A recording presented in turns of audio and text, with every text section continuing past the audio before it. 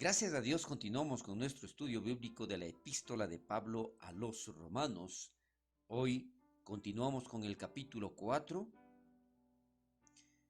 pero estamos ya en la quinta parte. Habíamos visto anteriormente que siguiendo el ejemplo de Abraham, vemos como hoy en el versículo 16, la justificación de acuerdo con la gracia por medio de la fe.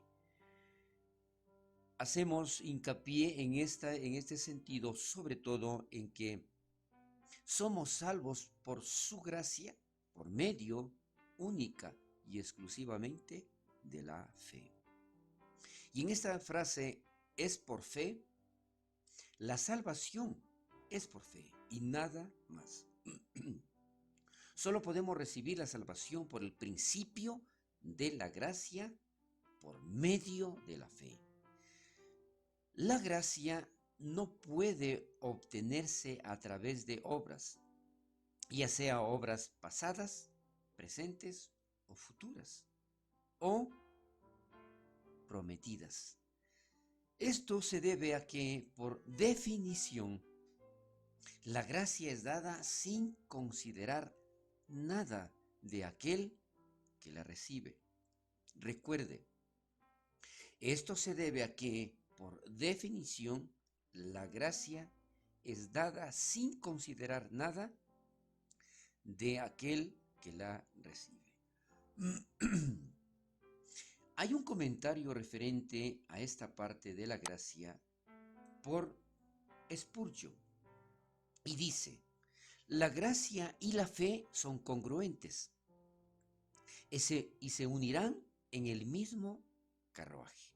Pero la gracia y el mérito son contrarios el uno al otro y se repelen en sentidos opuestos.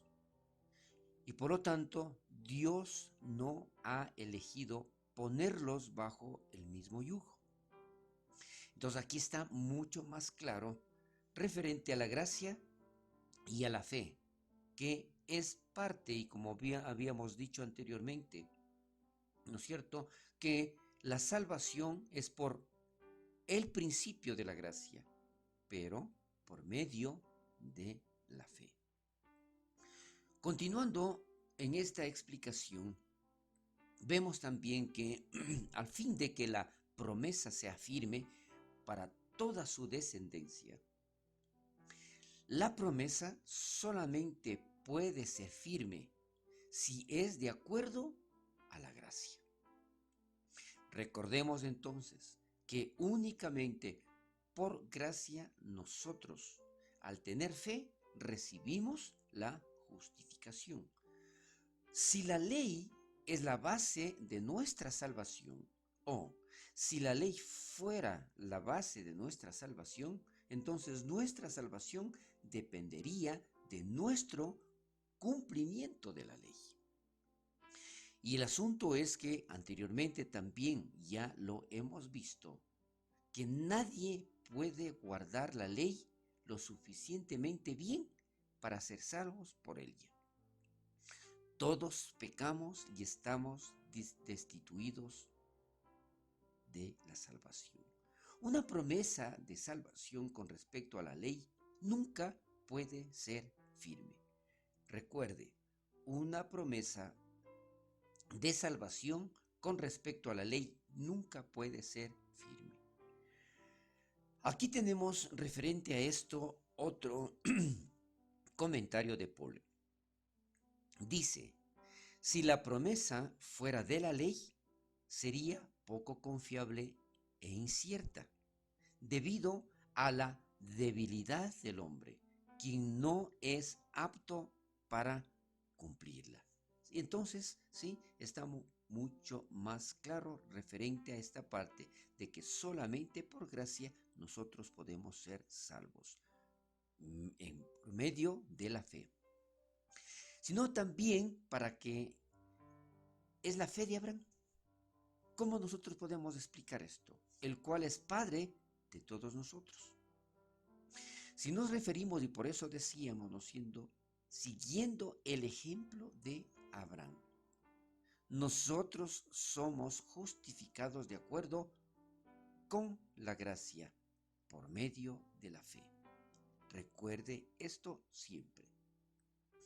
En este comentario entonces vamos a referirnos precisamente a que si nuestra relación con Dios es por gracia, no por circuncisión o por el cumplimiento de la ley, entonces esa relación es para aquellos que son de la fe de Abraham, aun si no son de su linaje, que nos correspondería a nosotros. Un gentil podría decir, yo soy judío, perdón, un gentil podría decir, yo no soy judío, no soy de la ley, pero soy de la fe de Abraham. Y él sería tan salvo como lo sería un judío creyente en Jesús. Recuerde, y considero yo que es necesario repetir esta parte. Tanto un gentil como un judío debe creer primero en nuestro Señor Jesucristo. Y el gentil podría decir, yo no soy judío, no soy de la ley, pero soy de la fe de Abraham. Igual, el judío podría decir que es salvo única y exclusivamente por la fe de Abraham creyendo en Jesús. Ahora, esto también podemos reforzarlo referente a la gracia con recordar de lo que menciona allá en Génesis capítulo 17, versículos 4 y 5, en donde el cual es padre de todos nosotros. ¿De quién? Abraham. Abraham es el padre de todos nosotros. El cumplimiento de la promesa, como le decía en Génesis capítulo 17, versículos 4 y 5, no solo se encuentra en los descendientes de Abraham a través de Isaac, pero especialmente en su rol de ser padre de todos los que creen, y esos creyentes provienen de toda nación bajo el cielo. ¿Por qué? ¿Qué es lo que menciona en esta parte el libro de Génesis? Génesis 17, versículo 4 dice, he aquí, mi pacto es contigo, y serás padre de muchedumbre de gentes. Versículo 5, y no se llamará más tu nombre Abraham, sino que será tu nombre Abraham, porque te he puesto por padre de muchedumbres de gentes. Entonces, aquí justamente vemos que nosotros también nos constituimos como descendientes de Abraham por la fe. Más adelante, en los versículos 17 y 18, el poder vivificante del Dios en el que creía Abraham.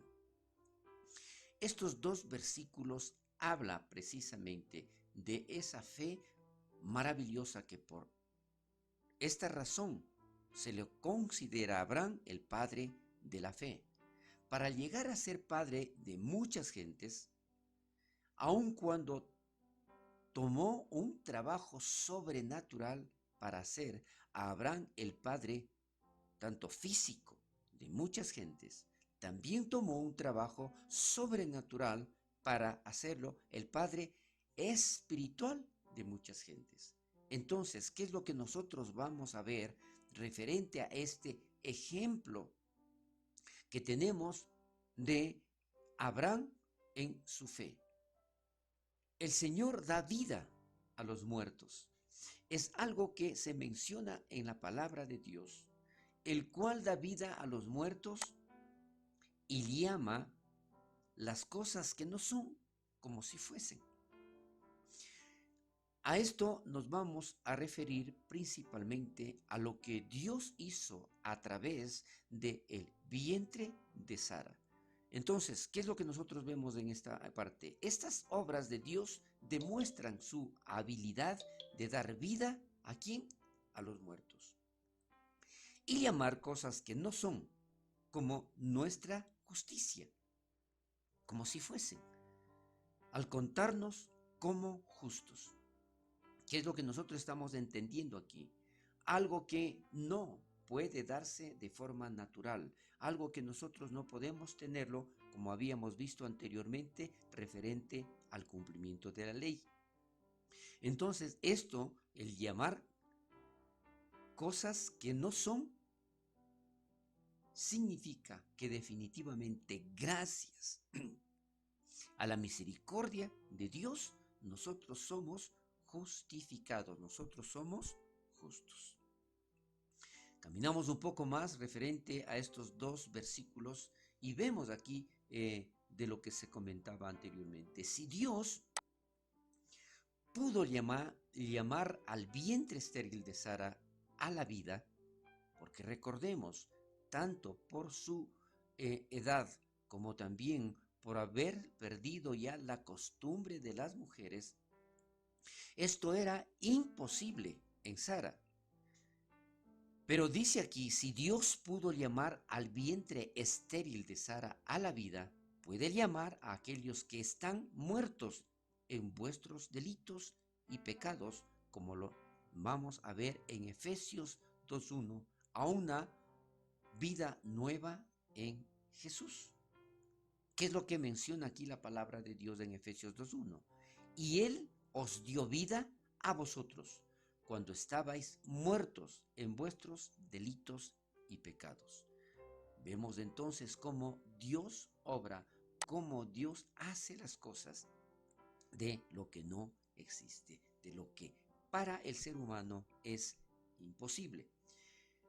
Referente a esto, hay un comentario de Smith en donde dice, me siento grandemente consolado cuando Dios dice de mí que soy justo, justificado, glorificado, puro y santo.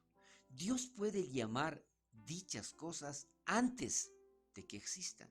¿Por qué? Porque Él sabe que existirán, porque Él sabe que eso es posible, porque Él sabe que a través de su gracia y de su misericordia nos ha hecho a nosotros justos, nos ha justificado, no por nuestras obras, recordemos, sino por la gracia de nuestro Dios. Más adelante vemos en la palabra de Dios en estos versículos, creyó en esperanza contra esperanza. Este poder vivificador se cumplió en Abraham mientras él creía. El poder era evidente, natural y espiritual. Creyó en esperanza contra esperanza. Que es lo que nosotros podemos ver aquí en este enunciado. El ejemplo de Abraham que nosotros estamos viendo también nos ayuda a entender la naturaleza de la fe. La concepción del hijo de Abraham, Isaac, fue un milagro, pero no fue una concepción inmaculada. La fe de Abraham no significó que él no hiciera nada y solo esperara que Dios creara un hijo en el vientre de Sara. No, Abraham y Sara tuvieron relaciones maritales y confiaron en Dios por un resultado milagroso. Esto nos muestra que la fe no significa no hacer nada, sino hacer todo con confianza y dependencia en Dios. Este es el ejemplo muy claro que nosotros debemos tener y entender que la fe se demuestra. La fe se realiza a través de nuestras obras, pero es para demostrar la fe. Y de esa manera nosotros recibimos las bendiciones de nuestro Dios. Hasta aquí llegamos con nuestro estudio bíblico. Continuaremos la próxima semana.